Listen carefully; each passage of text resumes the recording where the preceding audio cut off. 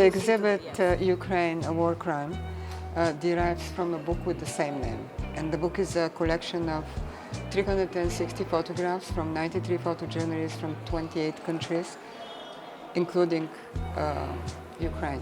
So after the publication of the book, we decided to try to keep the conversation going about the war in Ukraine. It's not anymore in the news, but still people die every day. So this is an option to remind people about, in the center of Europe, there is a war that will change even our lives. And taking a position about that is a smart thing to do now, because it's not just a war between Russia and Ukraine. It's about good and bad, darkness and light, democracy and dictatorship. So we try just to show how really the war looks. Because people cannot see in the media. You see something for a second, you don't have the chance to read and kind of know deeply what happened. And we offer this. Extremely hard, and we have 4 Pulitzer Prize winners with big bodies of work. Every picture is a bijou.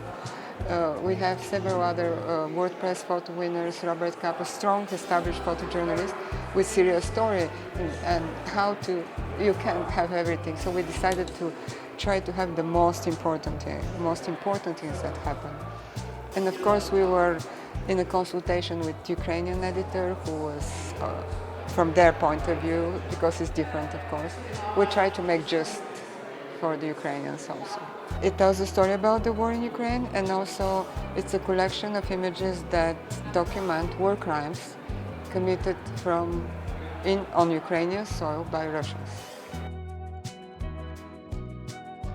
When you look at pictures here, you'll see dead civilians. I photographed injured and dead soldiers also, not here, but in my work quite often. And want to photograph their faces because I think it has more impact, and you want to know who they are if you know as much information, but you might not want to publish that right away. I think you need to photograph this. It's for the archive, it's for war crimes.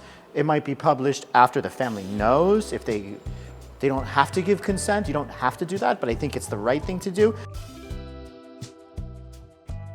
So it's hard to sleep sometimes, you just have images in your mind and you go through things again, and you go from Kyiv, you have moments of I live in Kyiv, so you have moments of rocket attacks, but compared to the front line, and it's nothing. So I go to the front line and I'm doing a book about a hospital on the front line, so I see horrific things all day, and then you go back to Kyiv and look at your images and you're like, what the did you see? And you have time to reflect on it. It's upsetting.